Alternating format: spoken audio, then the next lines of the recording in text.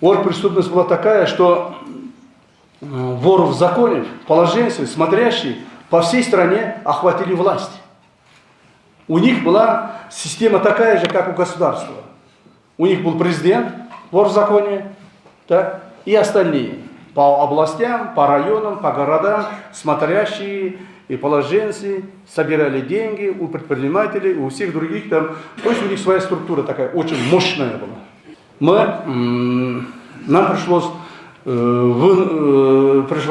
принять вынужденные меры.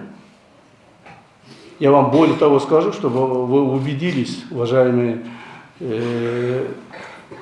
работники сферы образования, вы убедились, я вам скажу правду, тем, что мне пришлось принять решение о ликвидации воров в законе.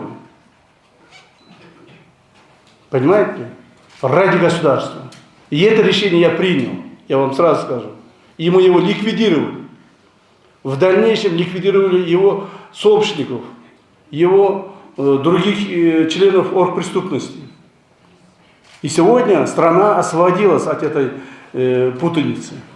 В стране нет оргпреступности.